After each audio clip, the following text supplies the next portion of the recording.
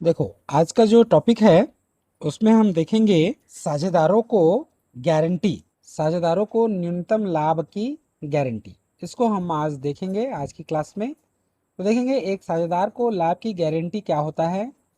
कई बार एक फर्म में एक साझेदार को एक न्यूनतम राशि की गारंटी के साथ प्रवेश किया जाता है और इस प्रकार का आश्वासन फर्म के सभी साझेदारों के द्वारा अथवा निजी तौर पर किसी एक सीनियर साझेदार के द्वारा भी हो सकता है। इस प्रकार की गारंटी से उत्पन्न होने वाली हानि को आश्वासन देने वाले साझेदारों द्वारा तय त्याग के अनुपात में यदि कोई तय है या अथवा कोई प्रावधान न होने की दशा में उनके लाभ हानि अनुपात में ही वितरित किया जाता है। इसे साझेदार को लाभ की गारंटी कहते हैं। अब हम इसे एक चित्र के माध्यम से समझने की कोशिश करते हैं। आपके सामने एक चित्र है। यह साझेदार अ है। अ साझेदार है जो सीनियर है फर्म में, और साझेदार ब, ये दोनों साझेदार फर्म में हैं।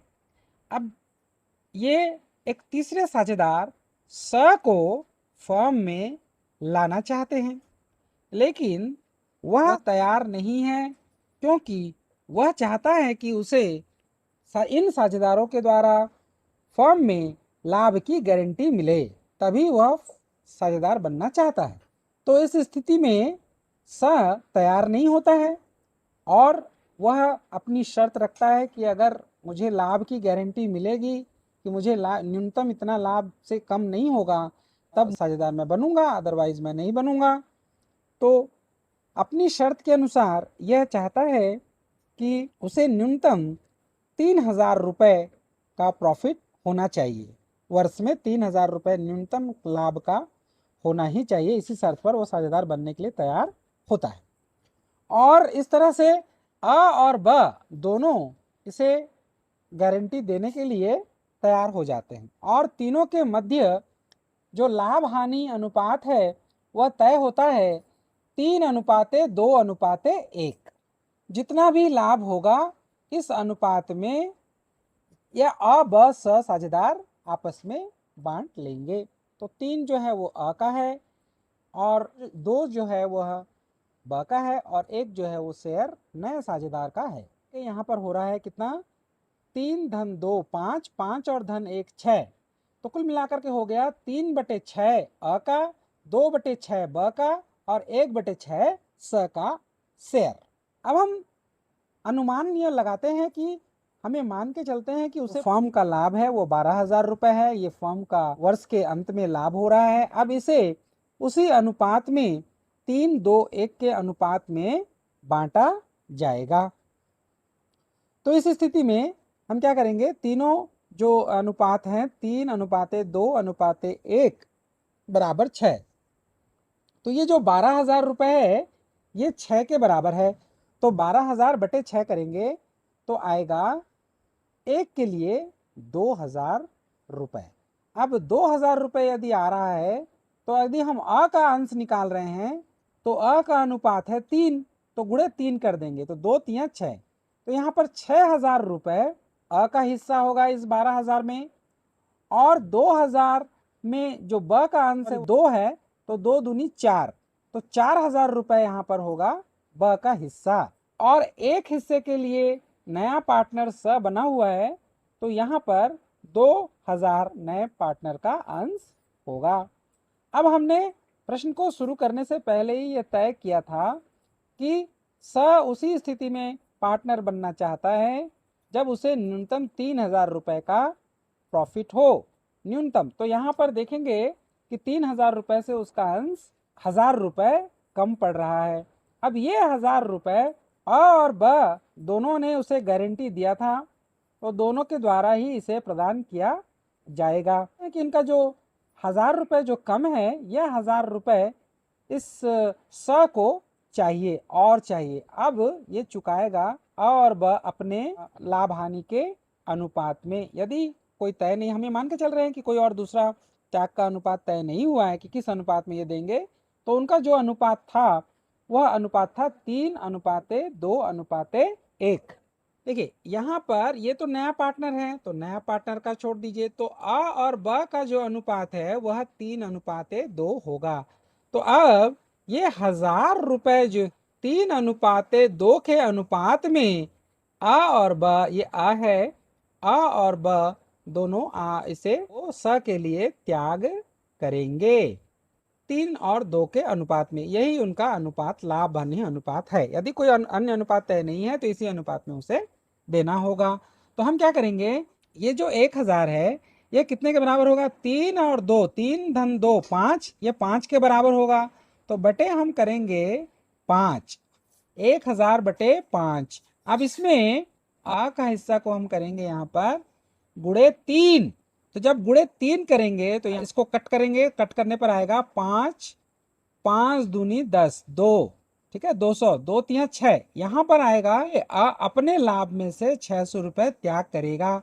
इसी तरह से यदि हम ब का निकाल रहे हैं तो यहाँ पर हम उसका अनुपात है यहाँ पर ब का 2, तो यहाँ पर ×2 रखेंगे, तो 2 दूनी हो जाएगा 4, तो ब त्याग करेगा 400 रुपए।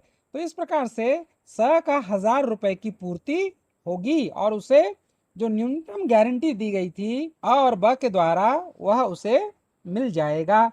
तो हम यहाँ पर क्या करेंगे, अगले स्टेप में यहाँ पर देखेंगे 400 रुपए यदि हम 4000 रुपए में से माइनस करेंगे तो 3600 होगा ब का अंश, और 600 यदि हम अ से माइनस कर रहे हैं तो यहाँ पर उसका हिस्सा हो जाएगा 5400 रुपए। फर्म के 12000 के लाभ में अब उसका नया हिस्सा हो गया 5400 और ब का नया हिस्सा हो गया 3600 रुपए।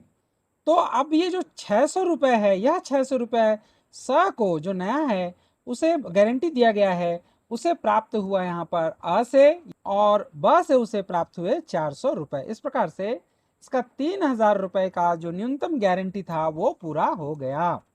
अब इसी को यदि लाभ हानि अनुपात में न दिया हो, यहाँ पर दिया हो कि वो उन्होंने आपस में इसको बराबर बांट लिया, ऐसा अगर स्थिति होती तो परिवर्तन होता थोड़ा। यहाँ पर 500 रुपए बनते तो 500 रुपए यहाँ कम होते, 1000 रुपए को आधा आधा अगर 1:1 में या बस समान रूप से यदि त्याग कर रहे होते तो 500 यहाँ से माइनस होते और 500 यहाँ से माइनस होते, और 500 और 500 इस स्थिति में 3000 उसके हो जाते, और नया अंश है लाभ में हिस्सा वह 5500 हो जाता अ का और 3500 हो जाता ब का, यदि त्याग का अनुपात समान होता या बराबर वो दोनों बांटते तो।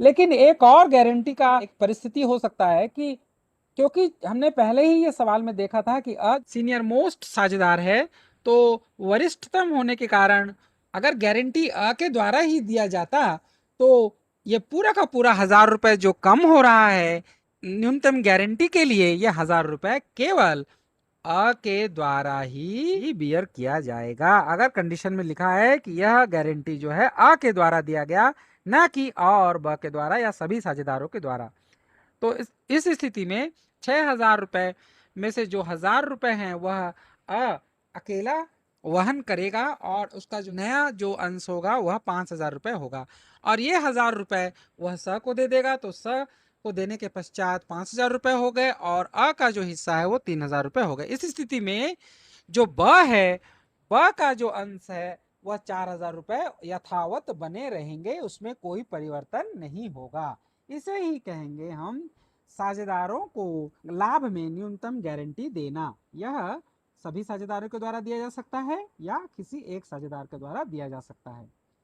अगर लाभ हानि जो हानि हो रही है या जो कमी हो रहा है नए या गारंटी देने वाले साझेदारों को, गारंटी जिन्हें दिया गया है, तो उस पर जो भी हानि होती है वह यदि त्याग का अनुपात दिया हुआ है कि किस अनुपात में आपस में बांटेंगे तो वह उस अनुपात में जैसा दिया है वैसा करेंगे, अन्यथा यहाँ पर उनका जो लाभ हानि अनुपात है उसी अनुपात में हम इसे बांटेंगे। ठीक है, आई होप कि ये समझ में आया आपको। अब ये कंडीशन है, इन्हीं परिस्थितियों में ही हमें सवाल को हल करना रहता है जो प्रैक्टिकल क्वेश्चंस होते हैं। अब जो हमारा नेक्स्ट टॉपिक जो है वह है पूर्व समायोजन। पूर्व समायोजन का मतलब, मान लीजिए कि लाभ हानि या अंतिम खाते निर्माण हो चुका है और अंतिम खाते निर्माण के बाद लेन देन के अभिलेखन में कुछ चूक, कुछ त्रुटियां हो गई हैं या संक्षेप में लेखा विवरणी तैयार करने में गलतियां दृष्टिगत होती हैं, बाद में यह पता चलता है कि कुछ शेष रह गया है एवं भागीदारी में लाभ का विभाजन किया जा चुका है, तो यह चूक में निम्न मदें शामिल होती हैं। फॉर एग्जाम्पल, पूंजी पर ब्याज, पूंजी पर ब्याज का कैलकुलेशन रह गया है, जो भी पूंजी पर ब्याज की गणना होनी थी वह नहीं हुआ है और लाभ हानि का बंटवारा हो गया, लाभ हानि खाता बन चुका है। या आहरण पर ब्याज या ऋण पर ब्याज, जो भी किसी साझेदार ने ऋण दिया है तो उस पर ब्याज, आपको याद होगा यदि साझेदारी संलेख का अभाव होता है तो वहां पर 6% की दर से ऋण पर ब्याज दिया जाता है, लेकिन इस प्रकार का ब्याज देने से पूर्व ही यहाँ पर लाभ हानि का बंटवारा हो चुका है और खाते समाप्त हो चुके हैं। फिर साझेदारों के वेतन या कमीशन प्राप्त होना है तो यह भी रह गया है, या सीमा के बाहर कोई खर्च संबंधित हो सकता है। तो अगर ऐसी स्थिति आती है तो यहाँ पर इन सभी समायोजनों को, जो कि बाद में दृष्टिगत होते हैं अंतिम खाते बनने के उपरांत, तो लाभ हानि विनियोजन या profit and loss appropriation account के माध्यम से त्रुटियों का संशोधन संभव होगा। प्रॉफिट एंड लॉस एप्रोप्रिएशन या लाभ हानि विनियोजन खाता का प्रारूप हमने पहले पढ़ा था। यह लाभ हानि खाते का विस्तार मात्र है, जिसमें लाभ हानि खाते में प्रदर्शित लाभ में निश्चित मदों के समायोजनों को साझेदारों में विभाजित किया जाता है। तो हम देखेंगे कि जो लाभ हानि खाते का जो लाभ है, उस लाभ को यहाँ पर हम बैलेंस बीडी से शुरू करेंगे, ये पहले नंबर पर रखेंगे। उसके बाद पूंजी पर ब्याज या किसी साझेदारों को वेतन, कमीशन या आहरण पर ब्याज की यदि त्रुटि हुई है और बाद में पता चल रहा है तो उसको यहाँ पर समायोजित करेंगे, और नया जो निवल लाभ, शुद्ध लाभ आएगा उसको साझेदारों के पूंजी खाते में, यदि लाभ आता है तो साझेदारों के पूंजी खाते में उनके लाभ हानि अनुपात में बांट दिया जाएगा। हानि होने की दशा में यही काम यहाँ पर दूसरी तरफ करेंगे। यदि क्रेडिट शेष आता है इसका मतलब लाभ है और उसे पूंजी खाते में हस्तांतरित करेंगे, साझेदारों को प्राप्त होगा। यदि हानि होती है तो साझेदारों के पूंजी खाते के डेबिट में जाएगा ये, और पूंजी उनकी शेष उनका कम होगा। तो इस प्रकार से ये लाभ हानि विनियोजन खाता बनाना है, और कभी कभी समायोजन सारणी भी बनाना होता है, जिससे कि पूर्व समायोजन के लिए काम किया जा सके और हम प्रभाव देखेंगे पूंजी खाते पर क्या पड़ रहा है और उसके अनुसार वहां पर पंजी प्रविष्टि करना होता है। एक हम प्रैक्टिकल क्वेश्चन लेंगे, उसके बाद हम इसको समझेंगे ज्यादा बेटर तरीके से। तो इस सवाल को हम ले रहे हैं, आप सवाल देख पा रहे होंगे, आजाद एवं बिन्नी बराबर के साझेदार हैं, अर्थात 1:1। उनकी पूंजी क्रमशः 40,000 रुपए और 80,000 रुपए थी। वर्ष के अंत में खातों को तैयार करने के बाद यह पता चला, माने अंतिम खाते बन चुके हैं और उसके बाद साझेदारों को पता चला कि साझेदारी विलेख में प्रस्तावित 5% प्रतिवर्ष की ब्याज की दर लाभ हानि विवरण में से पहले ही पूंजी खाते में नहीं जमा किया गया है, तो केवल 5% पूंजी पर ब्याज रह गया है। तो इसे हम हल करेंगे आजाद और बिन्नी का। तो इस क्वेश्चन को कैसे सॉल्व करेंगे हम देखते हैं। तो देखिए, एक समायोजन सारणी एक बनाएंगे, आजाद और बिन्नी, आजाद और बिन्नी और योग। यहां पर क्या मिस है, 5% की दर से पूंजी पर ब्याज। ओके, तो अब हम क्या करेंगे, 5% हम कैलकुलेट करेंगे पूंजी पर ब्याज। तो हम फिर सवाल में देखते हैं, 40,000 और 80,000 रुपए है यहाँ पर क्रमशः है, मतलब आजाद का 40,000 है और बिन्नी का 80,000। तो यहाँ पर हम 5% कैलकुलेट कर रहे हैं, तो आजाद का जो पूंजी पर ब्याज उसे मिलना चाहिए था, तो यहाँ साझेदारों को मिलना है, तो ये समाकलित होगा। 5% हम कैलकुलेट करेंगे 40,000 पर, तो 40,000 पर यदि हम 5% कैलकुलेट करें 2,000 रुपए, और 80,000 रुपए पे 5% कैलकुलेट करेंगे तो 8×5 = 40, 4,000 रुपए यहाँ पर आ जाएगा। इसको थोड़ा सा मैं जूम इन कर रहा हूँ। ओके, मैं जूम इन कर दिया। अब यहाँ पर 5% की दर से देखेंगे। अब हम क्या करेंगे, यहाँ पर टोटल जो समाकलित हो रहा है वह है 6,000 रुपए। आपको याद होगा यहाँ 6,000 रुपए समाकलित हो रहा है, मैंने पार्टनर्स को मिल रहा है। अब ये 6,000 रुपए जो साझेदारों को मिल रहा है, ये फर्म के लिए हानि होगा। तो हम यहाँ लिखेंगे फर्म की हानि। अब हम ये जानते हैं कि उनका जो अनुपात है पार्टनर्स का वह समान है, तो इस हानि को हम समान अर्थात 1:1 के अनुपात में वितरित करेंगे। तो 6,000 रुपए को यदि समान बांटेंगे तो 3,000 रुपए होगा। फर्म की हानि है तो पार्टनर्स को यह डेबिट होगा, पार्टनर्स के कैपिटल अकाउंट में यह डेबिट होगा। ठीक है, तो यह विकलित होगा। तो यहाँ पर हम 3,000 रुपए बराबर के साझेदार हैं लिखा हुआ है वहां पर, तो हम इसलिए इस 6,000 रुपए हानि को 3,000 में बांट दिया। तो यहाँ पर ये 6,000 रुपए कुल योग हो गए। अब यहाँ पर हम देखेंगे कि देखिए ये समाकलन हुआ है, क्रेडिट हुआ है कितना 2,000 रुपए, और विकलित कितना हुआ है, विकलित हुआ है यहाँ पर 3,000 रुपए। तो 3,000 रुपए विकलित हुआ है और 2,000 रुपए यहाँ पर समाकलित हुए हैं। तो जो माइनस आएगा 1,000 रुपए वह किसका अधिक है, वह यहाँ पर जो ज्यादा शेष बता रहा है वह विकलन का है, अर्थात इसका खाता विकलन होगा। यह विकलन शेष को प्रदर्शित कर रहा है। और यहाँ पर 4,000 रुपए समाकलित हो रहे हैं और 3,000 रुपए विकलित हो रहे हैं बिन्नी के लिए। तो इसका अर्थ यह है कि यहाँ पर जो 1,000 रुपए का शेष आ रहा है वह समाकलित हो रहा है। पूंजी पर ब्याज जो था वो समाकलित था 6,000 और यहाँ विकलित हो गए, तो यहाँ पर योग जो है कुछ नहीं, मतलब हमने यहाँ पर समायोजन कर दिया है। तो अब यहाँ पर देखेंगे वो यहाँ पर होगा, देखिए आजाद का पूंजी खाता डेबिट और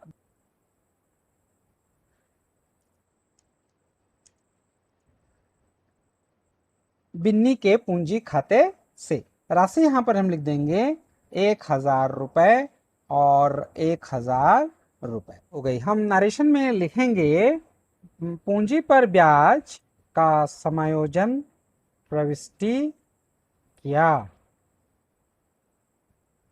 तो इस प्रकार से यह जर्नल एंट्री समाप्त हुई। यह क्वेश्चन नंबर 40 का हल है। होपफुली समझ में आया कि कैसे बनेगा। ये 5% कर दिया हमने। अब इसके स्क्रीनशॉट की तो आवश्यकता नहीं है मुझे ऐसा लग रहा है, क्योंकि स्क्रीनशॉट से ज़्यादा बेटर वे में दिख रहा है। तो ये जो सवाल है ये डन है। देखिए आज़ाद नाम हुआ है 1,000 रुपये 40 में और बिन्नी जो है 1,000 रुपये जमा हुआ है। इस प्रकार से सवाल को हमने हल कर दिया और यह जो क्वेश्चन है यह डन है। अब होमवर्क में एक क्वेश्चन मैं इसको शेयर कर रहा हूँ, क्वेश्चन नंबर 39। इसको HW में कर लेंगे, जिसमें छूट क्या गया है, पूंजी और आहरण पर ब्याज छूट गया है। यहाँ लिखा है देखो, खाते बनने के बाद यह पता चला कि पूंजी पर ब्याज और आहरण पर ब्याज छूट गया है जिसे शामिल किया जाना था। और 3 पार्टनर हैं, एल्विन, मोनू और अहमद, और इनका लाभ हानि का जो विभाजन का अनुपात है वो 3:2:1 है। यह दिया हुआ है। आहरण पर ब्याज भी कैलकुलेट किया हुआ है, केवल पूंजी पर ब्याज का कैलकुलेशन आपको करना होगा और यह क्वेश्चन आपको बना करके भेजना है।